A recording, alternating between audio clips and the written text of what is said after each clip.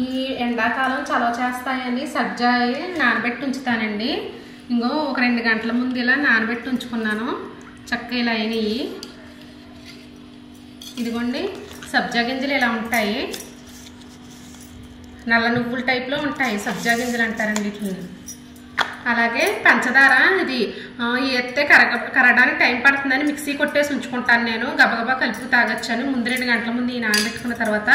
అలాగే నిమ్మరసం అలాగే ముందుగా 2 గంటల ముందు ఇలా నానబెట్టుకుని వాటర్లో ఉంచుకున్న తర్వాత ఫ్రిడ్జ్లో పెట్టేసుకోవచ్చు తర్వాత అండి. మామూలుగాను తాగొచ్చు తాగలేకపోతే. ఇంకోండి ఇందులోకి సరిపడేంత పంచదార వేసుకొని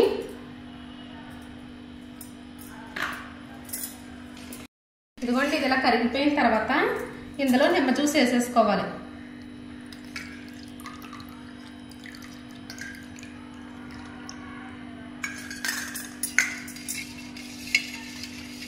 ఐస్ ముక్కలు వేసుకుని అయినా తాగొచ్చు, ఫ్రిడ్జ్లో అయినా పెట్టుకోవచ్చు.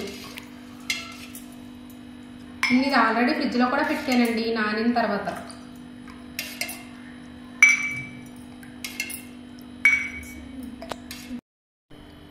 ఇదిగోండి ఈ వేసవకాలం చలవ చేసే సబ్జా గింజల జ్యూస్ అయితే తయారు చేశాను. ఇందులో నిమ్మరసం పంచదార వేసి సబ్జా గింజల్లోని వాటర్ వేసి.